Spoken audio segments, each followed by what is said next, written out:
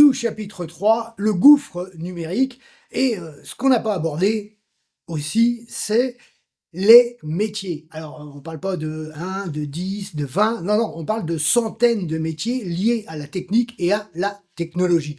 Alors, c'est pareil, nous avons une grosse partie de fonctionnaires, hein, le média public, hein, la TV, on payait avant la redevance télé, là on paye quand même des milliards pour ça, donc là c'est pareil, c'est copinage, collusion, et là les formations sont données à ces personnes-là. Vous voyez, moi, les milliers d'euros que j'ai investis dans le matériel, c'est aussi surtout mon auto-formation. Voilà, où bah, vous en arrivez à un niveau d'ingénieur dans la conception de ce studio, de ce plateau. Voilà, mais ça, vous ne trouvez pas de formation, voilà. Dans les nouveaux métiers aussi cybernétiques, hein, il y a ceux qui vont suivre les politiques, ils vont faire tout leur travail sur les réseaux sociaux, donc Facebook, Twitter, enfin, plus Twitter, c'est X hein, maintenant. Je dirais, YouTube, TikTok, voilà, donc il y a plein de métiers différents. Les influenceurs, ceux qui ont commencé en France, ils ont commencé avec les téléphones parce que bah, la DSL était trop lent. Donc si vous avez, et beaucoup avaient la technologie Apple, plutôt parce que bah, à la limite, voilà, il avait une bonne caméra quand même, et surtout, bah, ils avaient des débits supérieurs avec la 4G, voire la 5G maintenant, ce que n'avait pas la DSL. Hein. Donc là, il n'y avait pas de il n'y avait pas photo. Il fallait mieux travailler avec du matériel smartphone qu'avec des ordinateurs, puisque le flux ne permettait pas. Depuis qu'il y a la fibre, maintenant, voilà, c'est permis de travailler plutôt sur une station, sur des ordinateurs pour faire les montages, tout ça. Donc avoir un matériel beaucoup plus polyvalent, hein, bien sûr. Hein, les premiers influenceurs venaient des States, et quand vous regardez les influenceurs, le cadre, les setups, ce qu'ils appellent, des fois il y a pour de... vous êtes dans des centaines de milliers d'euros de matériel, voire des millions d'euros de matériel, parfois. Donc, il y a une différence entre influenceurs et influenceurs. Et là, c'est pareil, c'est tout un milieu. Il y a les influenceurs gamers, donc on commençait comme ça, en réseau. Après, ils se rejoignent, cloc, et ils se passent les followers. Il y a ceux qui vont voyager à l'étranger, spécialement pour ça, pour augmenter leur taux de followers. Travailler avec l'Asie, parce qu'on va fabriquer de faux profils, pour gonfler les chiffres, hein, parce que là, il y a toute une escroquerie. Hein. Là, vous êtes avec les hackers et les crackers aussi. Voilà, vous avez ceux qui ont créé, donné l'illusion informatique, et vous retrouvez le même, exactement les mêmes, dans la finance. Hein. L'attentat du 11 septembre aux États-Unis, les 2 tours, a démontré que c'était facile de truquer et de manipuler tous les chiffres en informatique derrière. Parce qu'en fin de compte, voilà, il y a des groupes et des firmes derrière qui trafiquent leurs comptes. Et là, c'est exactement pareil avec le nombre de followers ou de ceci ou de cela, avec par exemple Bouygues, Orange, voilà, qui vont nous dire oui, on attend de clients, mais combien de faux profils ne sont pas éteints, ou des comptes fermés qui ne sont pas éteints. Vous voyez, donc c'est beaucoup plus facile de tromper, je dirais aussi, avec l'informatique. Donc vous avez encore d'autres métiers, les métiers journalistes, donc qui est associé bien sûr aux médias publics. Et tout ce qui est universitaire, hein, sciences politiques, le droit, le machin, où ils ont amené ça de manière théâtrale, ça veut dire manipuler la masse par, je dirais, le média et l'information du média. Et ce qui était vrai bien avant que Internet n'existe. C'est grâce à Internet et des résistances politiques sur les réseaux sociaux que maintenant, les gens se sont aperçus, enfin il y a déjà une dizaine d'années, que, en fin de compte, vous êtes qu'avec des manipulateurs, des esprits criminels, des voleurs, des escrocs en politique, c'est que ça. Mais par contre, là, l'information, elle va vite être survolée, on va pas en parler longtemps.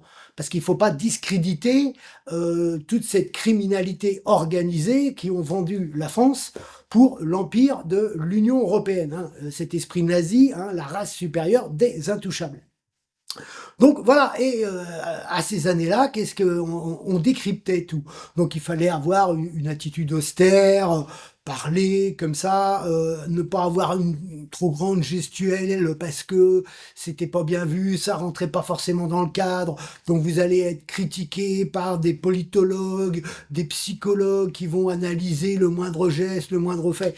Mais en même temps, ici, on ne parle pas de sincérité, on ne parle pas de franchise. Alors que maintenant, le citoyen est plus attaché et va reconnaître une personne qui va être dans la sincérité d'information, dans la logique de terrain et de réalité de terrain, ce qui n'existe pas chez eux en politique. Quand vous voyez le nouveau Premier ministre Bayrou qui nous parle de déconnexion avec le terrain, alors que lui, il devient donc Premier ministre et il veut garder sa mairie. Et il va dépenser des dizaines de milliers d'euros en déplacements aériens et sécuritaires pour aller faire son conseil municipal. Et il n'appelle pas ça être déconnecté. On va voir le futur, ce qui nous réserve. Donc voilà. Donc moi, il n'y a rien de calculé, je ne rentre pas. Alors bien sûr, j'ai survolé. Moi aussi, on peut voir les expressions, puisque vous êtes qu'avec des personnes qui manipulent. Et puis c'est facile de couper au montage. Moi, je sais le faire aussi.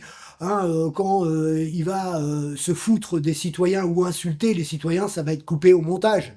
Parce que vous voyez bien que ces gens, ils en ont strictement rien à foutre. Leur dernière préoccupation, c'est bien le peuple, la France. Ils sont totalement indifférents. Là, ils vivent dans une autarcie, dans une bulle où je prends l'avion, je vais là, je vais là, je vais me faire des festins. Là, on dit que ça fait déjà un paquet d'années que la France est endettée. Nous avons des repas luxueux, fastueux à l'Élysée, ça baigne dans le fric, et par contre ils vont aller critiquer un autre chef politique parce qu'il avait 10 voitures ou 100 voitures dans son truc, alors qu'en France, on parle de centaines et de milliers de voitures de fonction. Et encore, je suis peut-être loin des chiffres et de la réalité. Vous voyez, tous les privilèges qui se donnent, c'est énorme. Donc, ils ont aussi le moyen de pouvoir distribuer leur technologie, puisque leur téléphone, leurs ordinateurs, tout est payé par leurs enveloppes, et ils peuvent renouveler, bien sûr, leur matériel et en faire profiter, bien sûr, leurs proches. Donc vous avez toujours la déconnexion entre ceux qui pratiquent la technologie et ceux qui n'ont pas la technologie. Donc ça aussi, c'est une vérité. Donc ce qu'on n'a pas vu non plus, et ce qu'on va aborder un petit peu plus loin, ça sera les crypto-monnaies, le quantique, hein, c'est en même temps une parallèle que vous allez comprendre sur la supercherie, et c'est lié, les crypto-monnaies, à l'évolution des jeux, des consoles. Ça aussi. Vous voyez, c'est pas dit, on va pas vous le dire, mais c'est lié à ça. Et bien sûr, l'intelligence artificielle qu'on survolera, puisqu'elle existe depuis le début, hein, les moteurs de recherche, ce sont les premières intelligences artificielles. Une intelligence artificielle, à la base, c'est un programme. Voilà. Alors quand je montre la direction, bien sûr là, de la station de travail R1 qu'on va voir, voilà, dans le temps, qu'est-ce que se passait à Interville avec Léon Zitrone et Guy Lux. Voilà, il avait un micro, là, moi je travaille avec un micro-canon, j'ai même pas de micro-cravate, hein. J'ai évolué là-dessus au travers des vidéos, dans les premières on peut me voir avec un micro-cravate. Mais c'est de meilleure qualité, et ça fusionne avec le boîtier Sony, donc c'est plus intéressant, le son est meilleur. Voilà, donc à l'époque, voilà, vous aviez Guy Lux au micro avec les anciens micros traditionnels, sans fil ou avec fil encore, et bref, et il se déplaçait et la caméra suivait. Voilà, là j'ai pas de caméraman moi, hein, et donc je montre la direction de la station de travail. Voilà, donc ça c'est clair, donc ça fait énormément aussi de métiers et de personnes qui évoluent dans ce sens-là. Hein, les stars du showbiz américain, c'est ceux qui ont les plus gros chiffres d'abonnés et celles du foot. Voilà.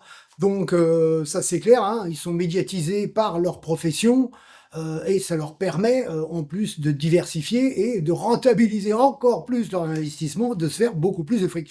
Mais à ces personnes-là, on va pas leur dire vous polluez aussi, hein, par l'excès, on va dire, dans leur métier ou dans les déplacements. Pareil avec la FIFA qui augmente, hein, où on va faire ça sur 3 continents. Vous voyez, ces multinationales ou ces professions où là, nous parlons que de multimillionnaires et voilà, ouais, de personnes très connues, à eux, on va pas leur dire vous polluez plus.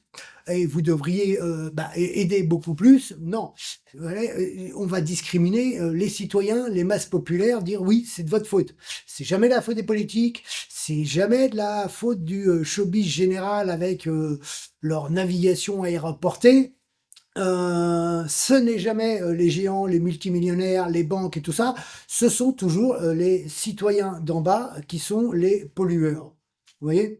Parce que leur taux carbone, c'est énorme. On passe sur R1 là. Le cuisino bureau, à la fin, la table de cuisine avec l'ordinateur, la première phase, eh ben, on la verra pas. J'ai pas pris de photo puisque voilà, ça a été le déclic avec la table défectueuse à ma mère où je lui ai filé la mienne de cuisine et voilà ma nouvelle table de cuisine, hein. C'est un bureau assis debout, voilà, et vous achetez ça sans plateau, vous achetez les plateaux indépendamment, voilà, et moi j'ai préféré bien sûr faire le mien.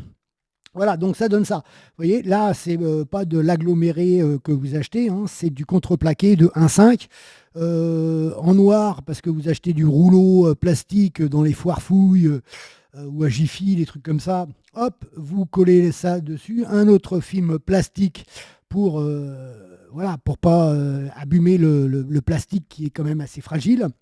Voilà, hein, ça c'est ce qu'on met sur les tables de cuisine aussi, hein, le plastique, vous voyez.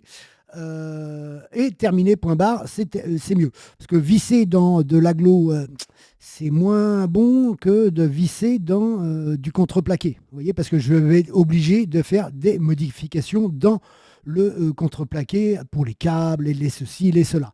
Donc là, j'ai pris une photo avec tout d'allumé volontairement, hein, donc pour montrer que tout était tout cela fonctionnait, on va dire. Donc là, le Galaxy Note 10 qui est directement connecté sur la tablette là. Cet ordinateur là avec un adaptateur spécial de chez Microsoft, le Surface Book 3 sur cet écran ici. Donc là, pour l'instant, vous n'avez pas d'ordinateur en plus. On est en début d'année 2021.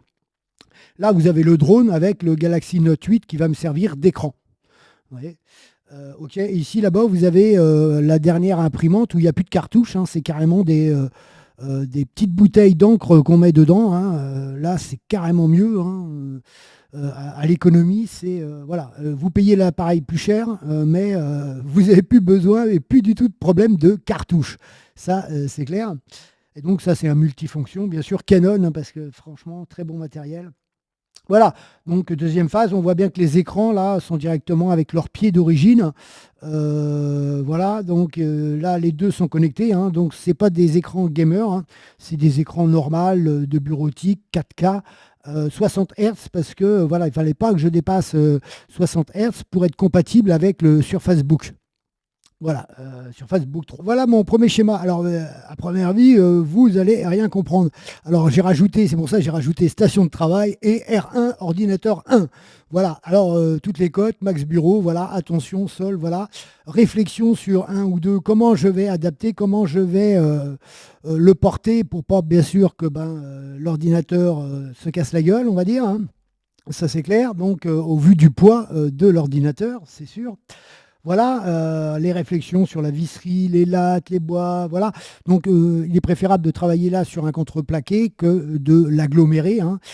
Ça, c'est clair aussi, hein. Voilà, donc vous allez voir ce que ça donne au final. Alors, ça paye pas de mine, hein, mais j'ai pas voulu me faire chier dans du dessin. Là, ça change du schéma temporel, hein, mais on travaille sur le même outil, là, hein. Voilà, là, c'est de la prise de notes, de la réflexion. Avant de voir ce que donnent mes notes sur la conception de ce bureau, on va dire, cette station de travail, voilà les éléments, enfin une partie des éléments des boîtes que j'ai balancées, bien sûr. Voilà, donc là, on a le boîtier de R1, hein, la réalisation 1. Ça, c'est le manche juste de mon micro, là, du micro qui est ici, un jour.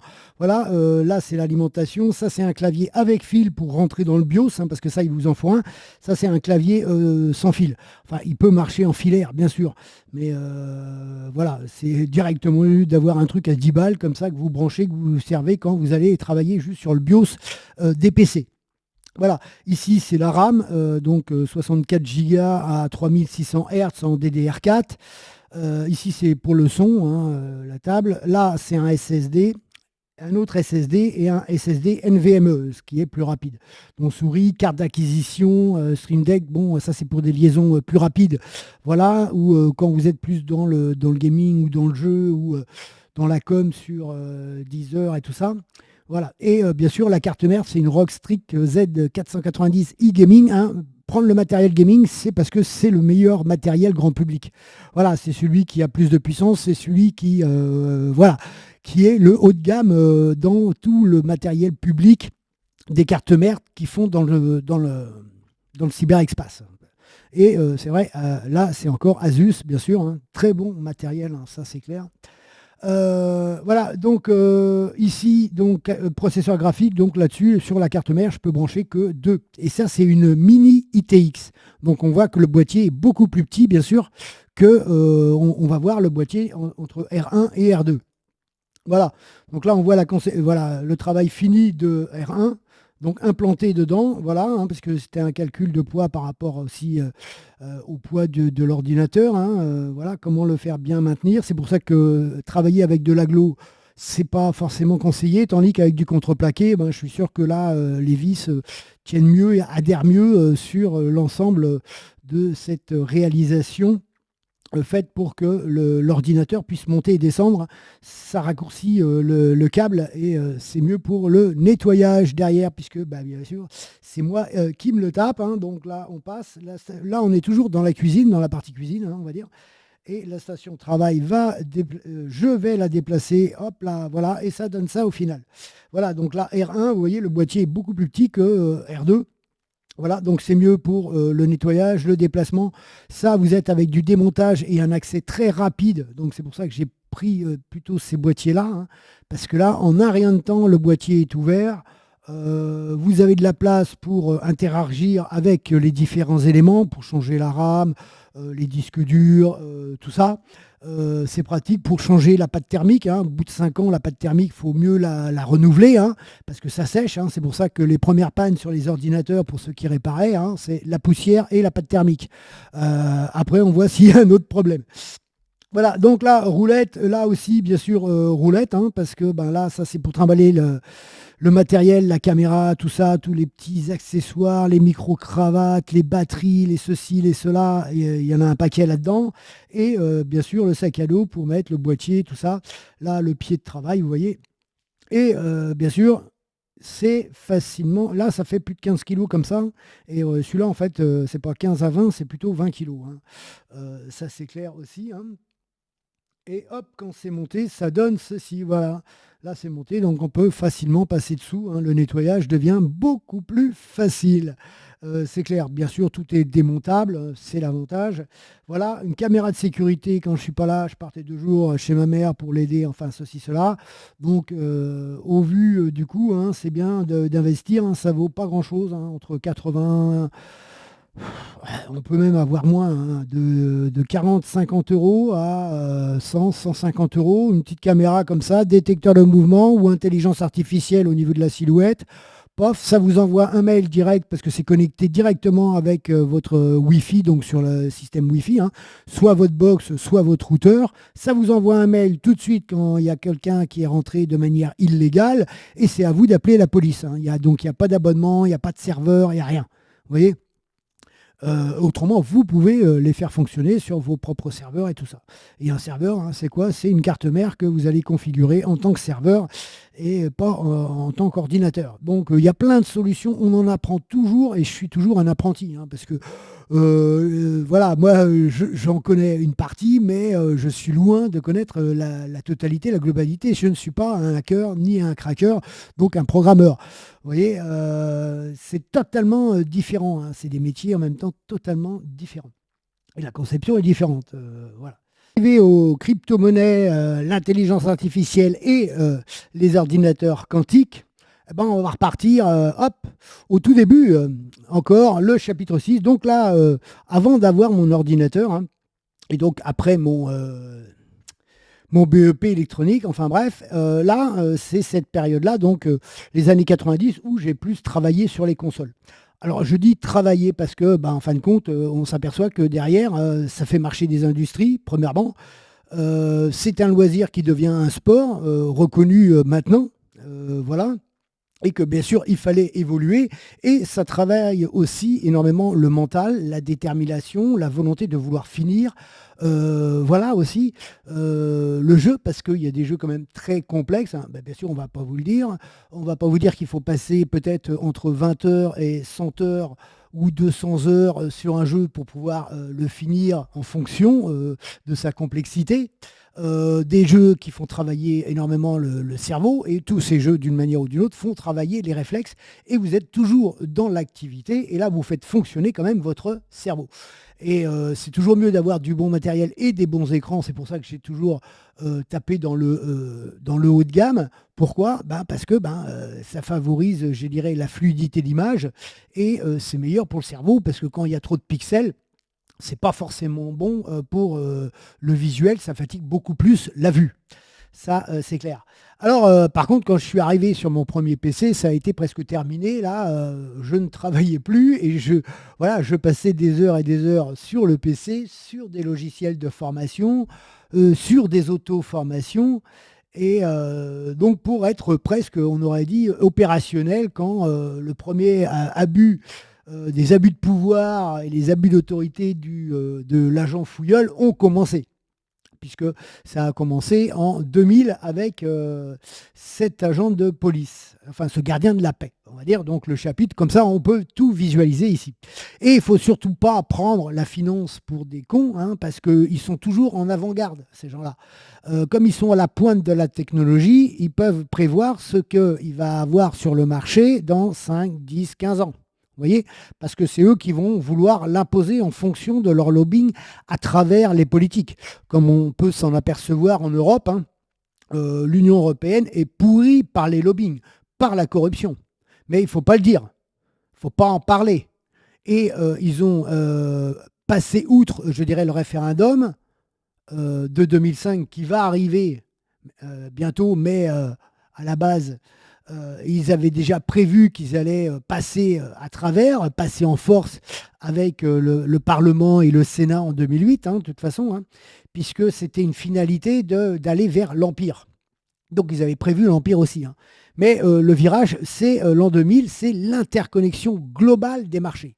Parce que là encore, les consoles ne sont pas à la limite ultra connectées, donc ça reste des jeux en cartouche ou sur carte mémoire, hein. L'évolution CD, elle est arrivée un petit peu plus tard. Et c'est des jeux, je dirais, bon enfant, où vous faites du sport à la raquette avec la Wii, vous vous amusez avec vos enfants.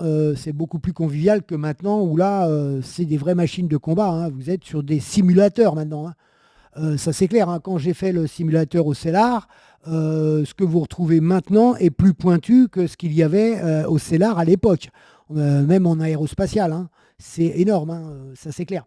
Donc en l'an 2000, ils attendaient l'interconnexion des marchés et bien sûr l'évolution de la technologie, bien sûr l'évolution aussi, ils avaient prévu la fibre, hein, parce qu'ils savent très bien, hein. Ils étaient déjà à l'avant-garde, hein, puisqu'ils travaillent sur des gros ordinateurs, ces gens-là, hein. Donc ils le savent. Et bien sûr, ils ont leurs conseillers techniques, technologiques, qui leur disent oui, ben voilà, on va pouvoir. Et ils connaissent le développement de l'industrie, surtout en Asie, parce que l'Asie a toujours 2 ou 3 ans. Avant, ils avaient beaucoup plus d'années d'avance technologique que ça. Là, l'écart s'est réduit avec tout ce qui a été inondé sur le marché, mais ils ont toujours une avance légère en technologie. Voilà. Donc ça, c'est clair. Bien sûr, et comme nous avons une info qui fait la censure et l'omerta, elle reste sur de la banalité, on va dire, pour surtout pas éveiller les consciences et les esprits, quoi, hein. C'est surtout ça. Donc, pendant ces années où moi, je travaille sur ordinateur, et puis il se passe la vie, hein, mon fils, l'école, tout ça, hein, tout ce qu'on voit, les procédures. Donc, j'évolue et je travaille énormément sur ordinateur. Donc, je travaille aussi le français. Parce que si vous êtes un manuel et que vous n'avez pas l'habitude de travailler du français, du texte, de ceci, de cela, quand il faut vous remettre, c'est balèze. C'est pour ça, et ils le savent, ils en ont conscience. Donc des mecs qui travaillent sur des machines toute la journée, qui ne travaillent pas sur ordinateur, quand vous travaillez comme ça depuis 10 ans, 20 ans, 30 ans, putain, quand on vous dit de refaire une thèse, bon, peut-être pas une thèse, une rédaction, un machin comme ça, le mec, il dit, attends, qu'est-ce que tu vas me faire chier avec ta rédaction? Ou te défendre rien qu'en écrivant, ils vont pas vouloir, ils vont pas savoir le faire parce qu'on va pas leur dire. Et surtout que il n'y a pas d'aide administrative. On l'a vu au travers des procédures, il n'y a aucune aide. Tout ça pour les secrets déminables des universitaires. Puisque là, ils vont commencer à former, hein, puisque là, les universités, c'est sous De Gaulle, la Ve République, hein, 58-68, la Révolution, les universités, donc ouvrir les postes, et c'est là où commence le jeu théâtral médiatique, où voilà, on donne l'illusion. Voilà, il faut paraître.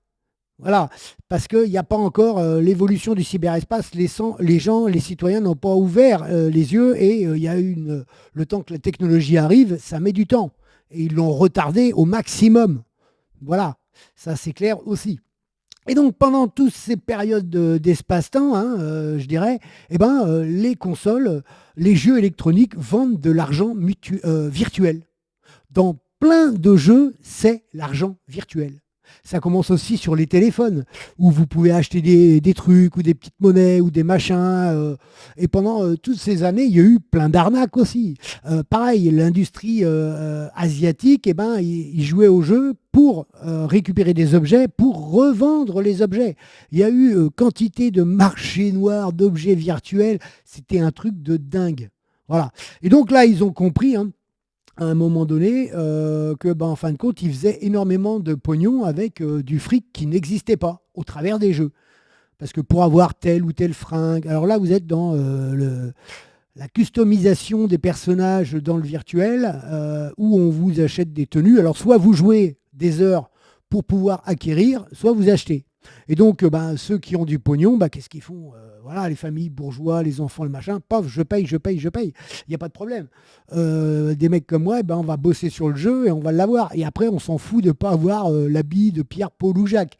Voilà, parce que le principe, c'est le jeu, c'est pas forcément la tenue. Voilà. Mais il y en a qui sont attachés et ça fait du fric. Donc, bien sûr, ils se sont dit, il faudrait qu'on fasse des monnaies virtuelles. Voilà. Et ils ont créé leur truc. Donc le Bitcoin est arrivé en 2010.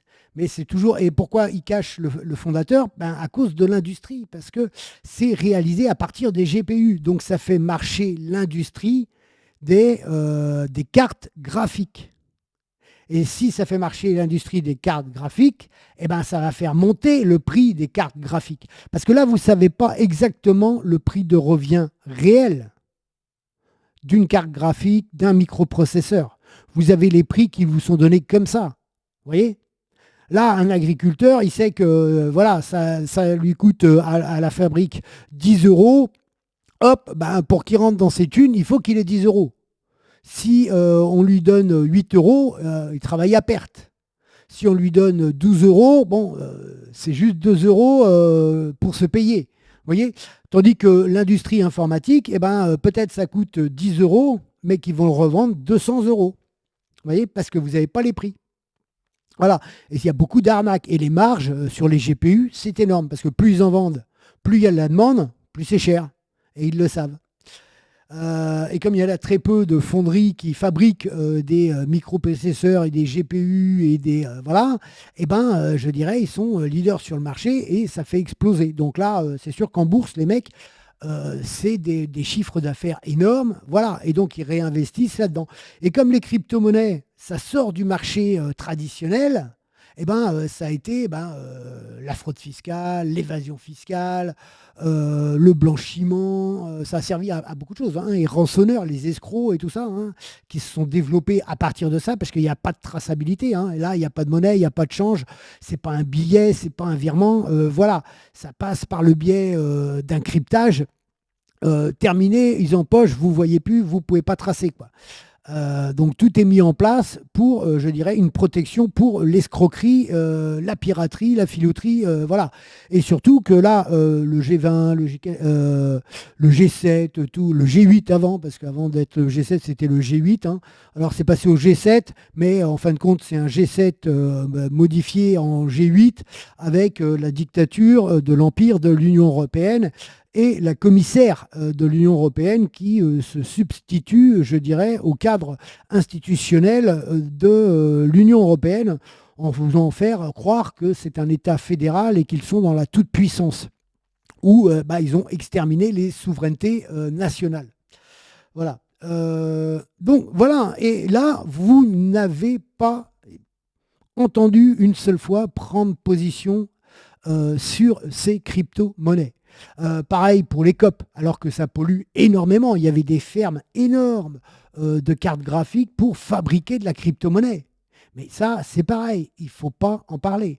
Des cryptos, certaines crypto-monnaies, c'était des pyramides de Ponzi. Voilà. Des escroqueries d'autres crypto-monnaies, ils se sont vus pirater. Voilà, mais il ne faut pas en parler. Mais il y en a toujours. C'est un marché parallèle fait par les industries, les millionnaires, les multimillionnaires et les milliardaires. Voilà. Et ça sort du contexte traditionnel. Et là, voilà, vous êtes au-dessus des États, tout ça. Et là, vous n'avez aucune défense. Ça, c'est clair. Donc, ils peuvent couler un pays ou un machin en faisant de la spéculation financière à partir de ça. Ça, c'est clair. Donc, la crypto-monnaie, le Bitcoin 2010, et là, ça a carrément explosé, on peut le voir. Mais ce qu'on ne vous dit pas, c'est qu'à la limite, tout ce qui est informatique est piratable.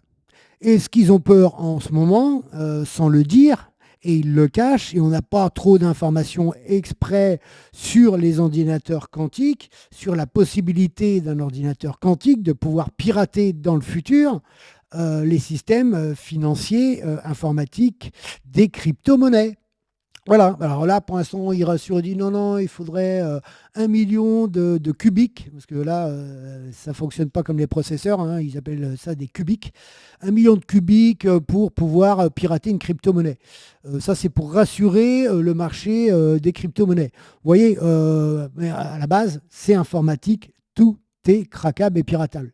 Et comme il y a l'ombre là-dessus de savoir qui, quand, comment, c'est la finance. Les crypto-monnaies, c'est la finance quelque part, c'est encore un coût à l'humanité, à la pollution et toujours pour enrichir des multimillionnaires, des milliardaires.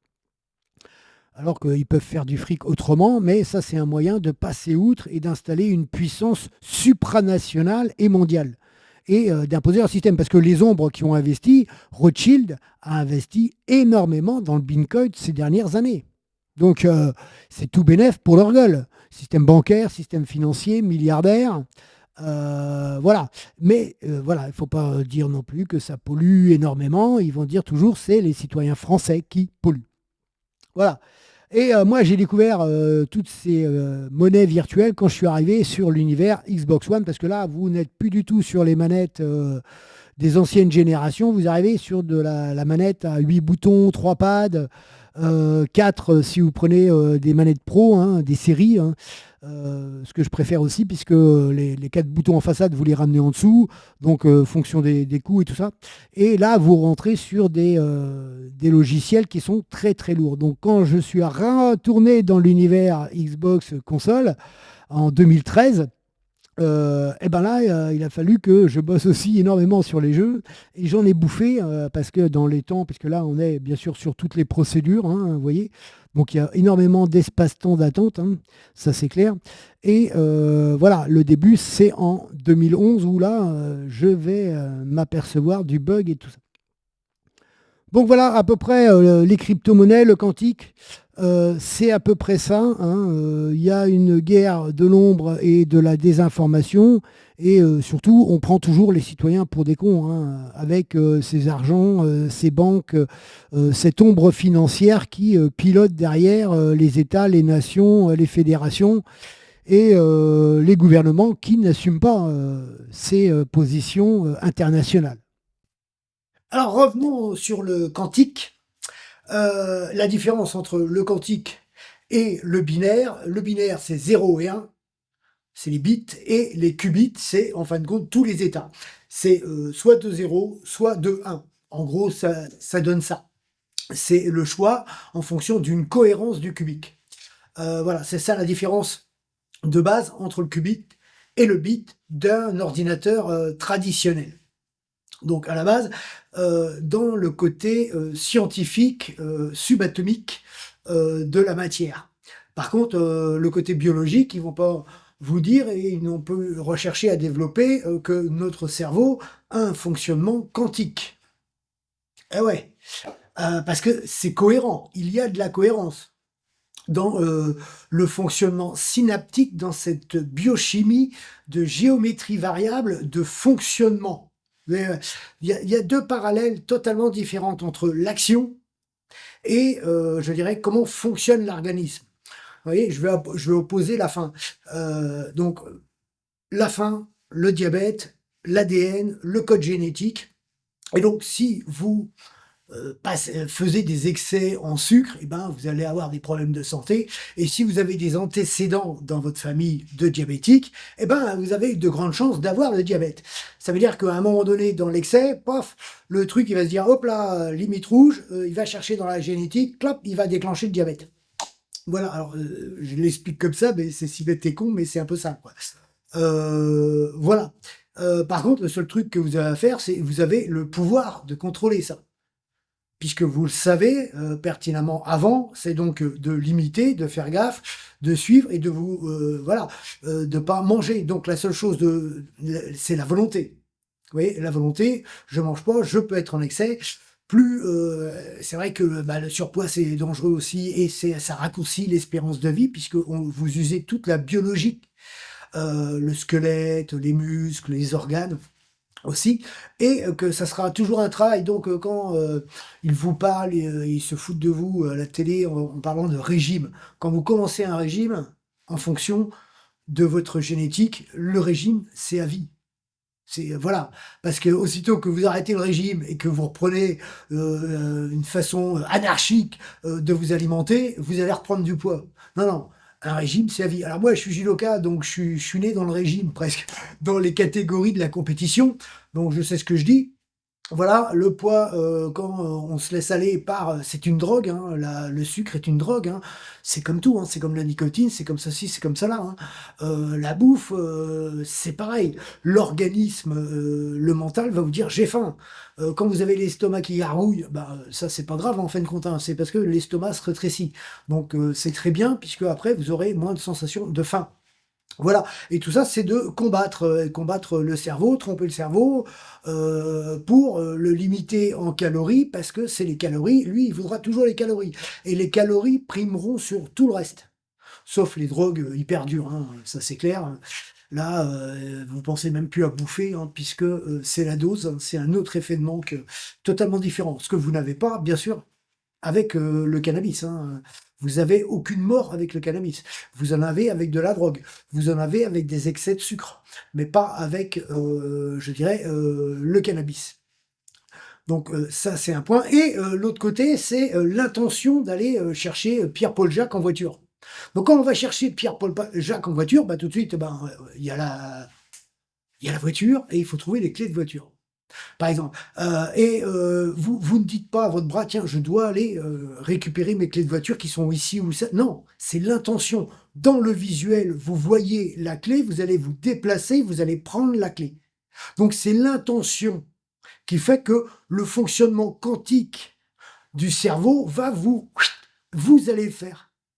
Et vous n'avez pas besoin de le dire. C'est un fonctionnement quantique dans une cohérence de synergie synaptique à géométrie variable de fonctionnement mécanique de votre biologie. Parce que vous ne dites pas non plus, je vais marcher pour aller là-bas.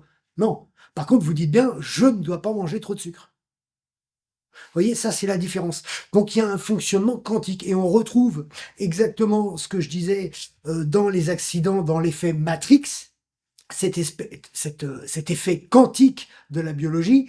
Quand vous arrivez sur le choc, vous avez cette seconde qui va se rallonger. Donc vous avez l'effet quantique d'un espace-temps qui se rétrécit. Quand je chope mes lunettes, donc je vois mes lunettes partir et qui vont se casser en rencontrant le pare-brise, je vois mes lunettes partir, je prends mes lunettes et je remets mes lunettes. Et parce que cette seconde et cet effet quantique a agi sur mon cerveau et qui m'a fait que j'ai pu interagir sur l'élément. J'aurais pas eu cet effet quantique à ce moment-là. En fait, j'aurais pas eu le réflexe de récupérer mes lunettes et de me les mettre sur le nez. Donc, nous avons ce fonctionnement quantique. Tout ça pour en arriver que si les ordinateurs quantiques évoluent à un moment donné, pour les crypto-monnaies, si le but est de pouvoir pénétrer et de craquer, je dirais, le système de sécurité du Bitcoin des crypto-monnaies, un ordinateur quantique sera opérationnel et pourra le faire. Dans combien de temps? Je ne sais pas, voilà. Alors, et la différence avec l'intelligence artificielle, c'est que l'intelligence artificielle, elle répond au 0 et au 1. Donc, quand on parlera vraiment d'intelligence artificielle, c'est quand on en sera sur le développement quantique d'un fonctionnement, je dirais, d'une cohérence et avec l'aléatoire du choix du cubique.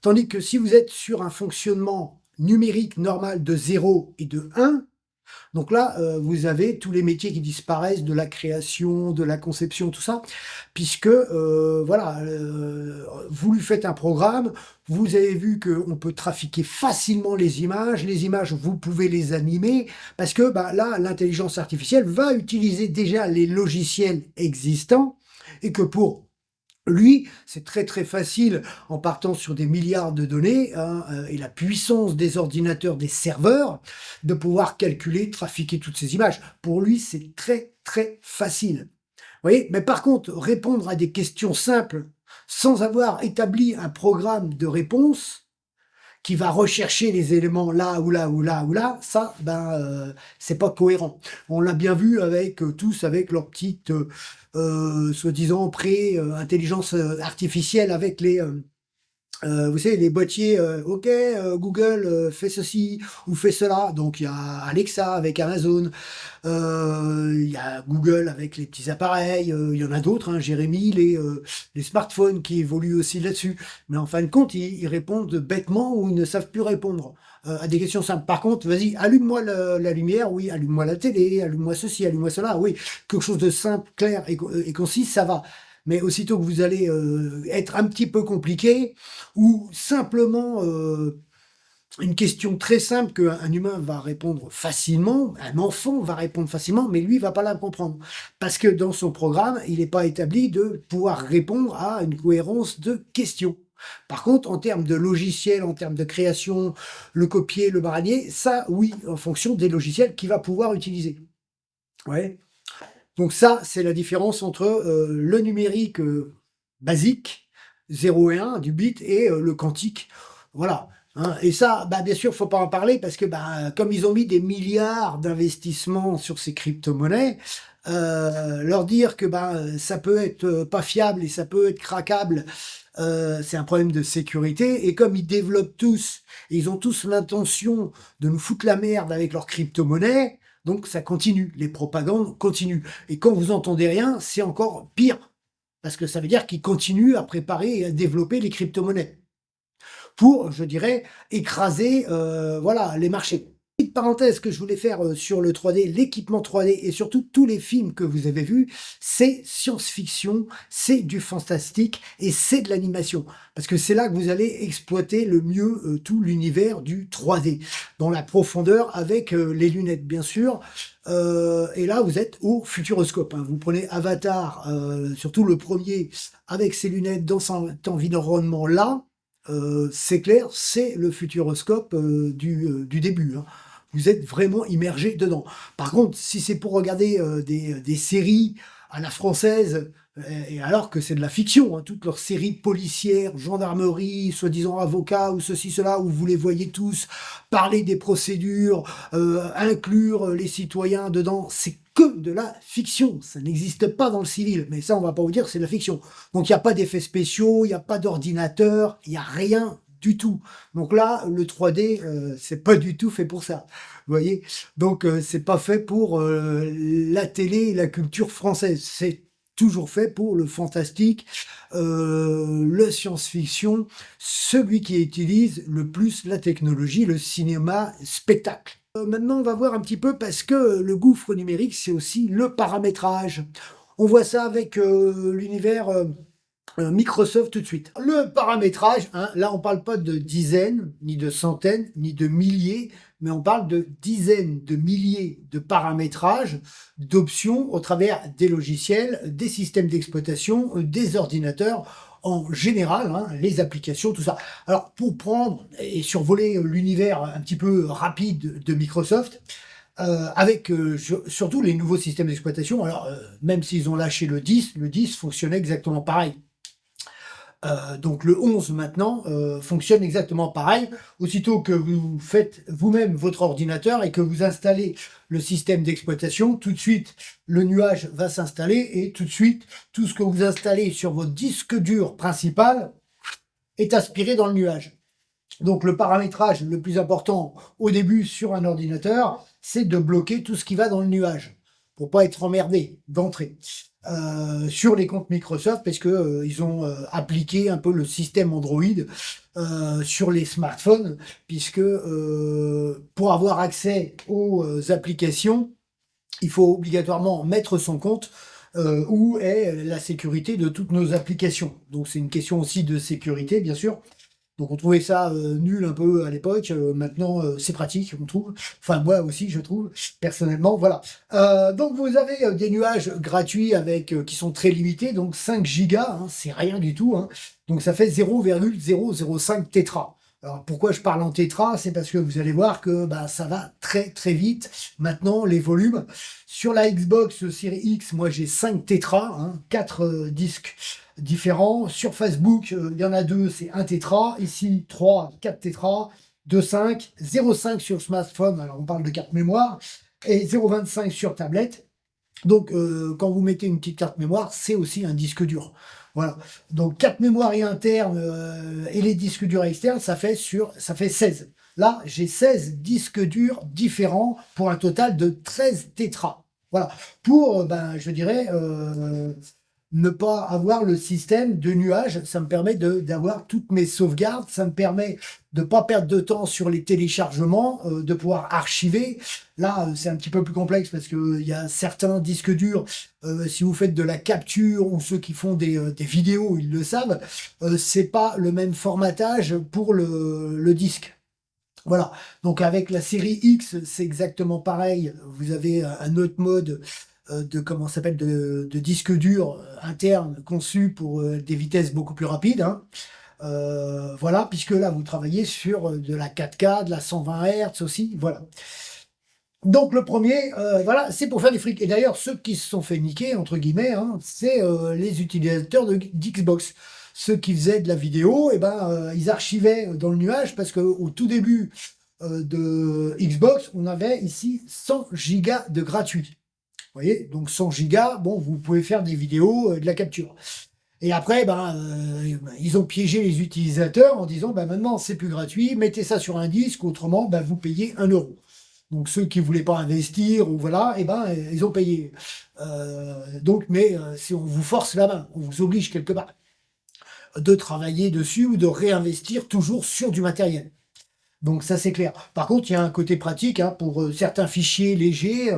Bah, vous les placez là, vous le placez sur un ordinateur, vous pouvez le retrouver. Vous êtes en travail à l'extérieur avec votre surface, pop, vous mettez un fichier, vous pouvez le retrouver après chez vous et tout ça. Donc ça, c'est clair aussi. Donc là, pour le smartphone, c'est exactement pareil. Vous êtes sur des technologies bah, différentes. Là, c'est clavier, clavier, clavier, tactile, tactile, tactile, et là, manette. Par contre, là, l'ordinateur qui est pas relié, c'est la Smart TV qui vous oblige à passer par une Xbox pour les contenus vidéo. Vous voyez alors que le système Android est léger. C'est différent, le système Android, du système. Donc là, on parle plus de système, on parle d'univers, hein, d'architecture, multi-convergence, multi-ordinateur. Hein. Et donc tout ça, eh ben, c'est des dizaines de milliers de paramètres en fonction de tout ce que vous avez à l'intérieur même. Donc ici, des applications, là, idem. Donc là, application logicielle et matériel, donc sur R1, R2 et sur Facebook. Ici, bah, c'est des manettes, hein, ça c'est clair, donc c'est beaucoup de jeux aussi. Voilà, là vous avez une télécommande. Donc à chaque logiciel, et il faut savoir que chaque logiciel ou machine, hein, on va utiliser entre allez, 10% et 0,5% du paramétrage. Mais il faut connaître certaines bases pour pas se faire planter. Et vous avez tellement de choses que vous pouvez faire, mais en fin de compte qu'on ne fait pas, qu'on n'utilise pas, parce qu'on peut pas tout utiliser. Et je veux prendre le Word, hein, le traitement de texte. Moi, je l'utilise, mais j'utilise peut-être 0,01% du logiciel. Au vu du paramétrage que vous avez à faire dedans, enfin, que vous pouvez faire ou réaliser à l'intérieur, toutes les options qu'il y a à l'intérieur, c'est tellement énorme qu'on n'utilise presque pas du tout le logiciel. On fait le traitement de texte, voilà, paf, paf, paf, ça sort, terminé. Voilà, l'utilisation très simple. Donc c'est vrai que payer une suite comme ça, des centaines d'euros, pour une utilisation aussi minime, c'est quand même se foutre un peu de la gueule des gens. C'est pour ça que bon, on trouve les suites à pas cher. Par contre, quand vous recevez des documents, des fois c'est des PowerPoint, donc si vous n'avez pas le logiciel PowerPoint, c'est un problème. Vous voyez. Enfin, bon, c'est quand même résolu, vous avez des options gratuites, voilà. Mais ce qui est important, voilà, et ce qui perdent les gens un petit peu, c'est ben, aussitôt qu'ils achètent un ordinateur, hop, et ben il faut créer le compte. Donc s'ils l'ont pas créé, voilà. Après, tout de suite, ça va rentrer dans les nuages. Ils vont être sollicités avec des offres d'achat sans arrêt. Et c'est vrai que ben, quand vous n'avez pas utilisé ces outils informatiques, c'est perturbant pour un plus grand nombre. Ça c'est clair. Expliquer comme ça va vite, mais c'est des années de travail et d'évolution sur tous ces systèmes d'exploitation. Hein, moi, j'ai commencé avec le Win 95, le Win 98, il y a presque 25 ans. Voilà, donc ce qui est dur à comprendre pour, bien sûr, ceux qui sont déconnectés des technologies, c'est surtout les paramétrages et le fonctionnement. Sans oublier que ce mot paramétrage est inconnu des médias du journalisme.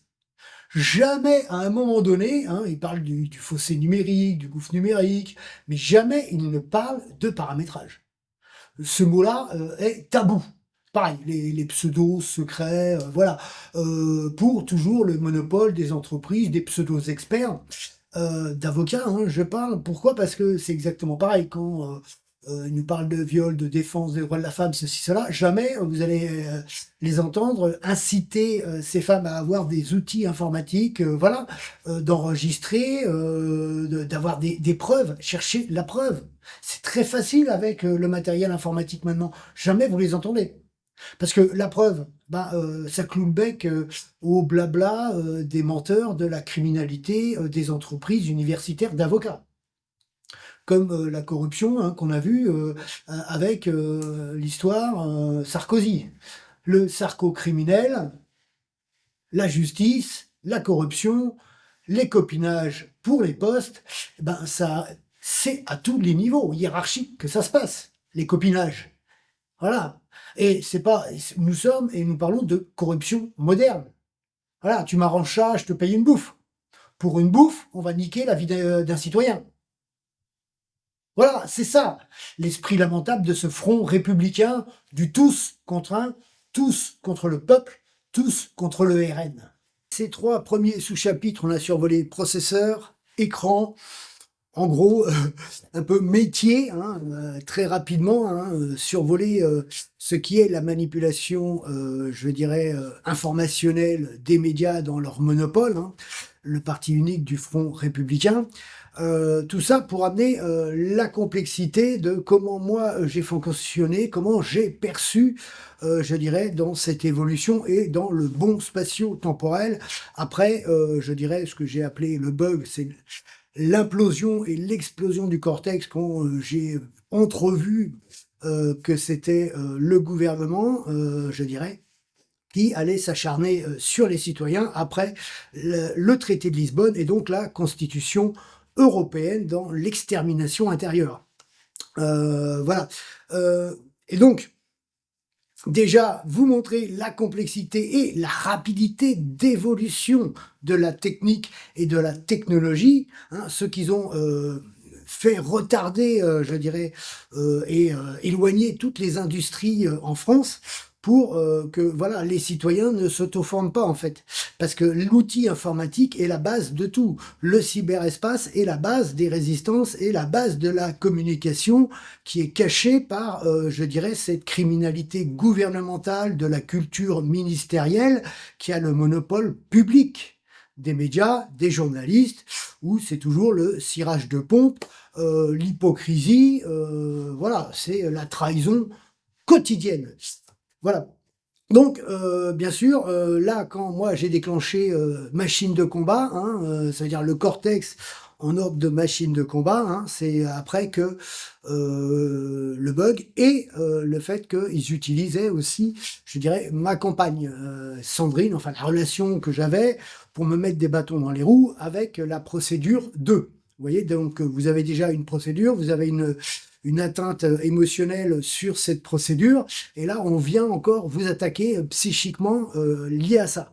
Après on a vu l'attaque psychique, je dirais, avec mon fils, hein, puisque c'est encore émotionnel, hein, on parle de la famille, les impôts avec ma mère, hein, tout ça, quand j'ai commencé, je dirais, ce bond spatio-temporel et cette projection de recherche de preuves, tout ce qui en est découlé est la faute et le principe de leur méthodologie de harcèlement en bande organisée, dans les préméditations et dans les découpages ministériels de cet acharnement, hein, de cet esprit nazi et idéologie de la race supérieure.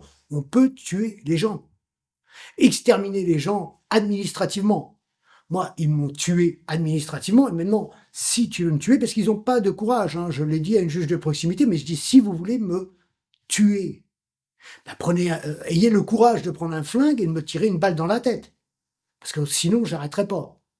Étant donné que je ne suis pas un professionnel du programme, hein, je ne suis pas un nerve. Moi, je suis entre le geek et le nerve, mais je suis ni un geek ni un nerve. Je suis, voilà. Donc, c'est difficilement juxtaposable dessus dans cette compréhension de pénétration. Ça veut dire tous les virus, hein, quand vous mettez un patch espion, hein, on peut appeler ça, c'est aussi un virus. Ceux qui vont verrouiller les fichiers, hein, parce que quand j'ai commencé, c'est pareil, hein, là, il y avait moins de sécurité. Tous les hackers, donc les hackers, c'est les professionnels de l'informatique. Et ben, ils se sont testés, ils ont utilisé chez Pierre-Paul Jacques. Maintenant, ils s'attaquent réellement qu'aux gros groupes. Hein. Tous les anciens hackers, ce sont des professionnels en sécurité. Hein, c'est ça qu'il faut dire. Hein. Il y a une différence entre le hacker et le cracker. Hein, d'ailleurs, il y a un très bon film là-dessus. Enfin bref, donc voilà, parce que moi je fonctionne sur la perception informatique d'un système propre. Voilà, et donc là je pouvais percevoir si j'avais des bugs. Voilà, je me suis fait pirater aussi Facebook, une interface, j'ai eu des problèmes à des années, voilà. Donc c'est ça qui va être le plus dur à voir et à démontrer, prouver à travers de certaines preuves que j'ai emmagasinées et aussi sur les consoles, puisque c'était lié à ça. Voilà. Donc déjà, amorcer déjà du complexe à échelle réelle de l'activité et sur ces 3 décennies, l'accélération de la miniaturisation pour en arriver, comment ils fonctionnent, comment ils écrasent avec le pouvoir, l'argent, les firmes, ils rachètent tout. Vous voyez, vous avez des gros monopoles maintenant qui ont tout racheté. Tous les petits qui existaient, donc ça écrase les trucs, voilà. Voilà, c'est la finance, c'est en même temps ce qu'on découvre dans les gravitations du système Hadopi, hein, l'éloignement des sphères qu'on va voir sur les prochains sous-chapitres.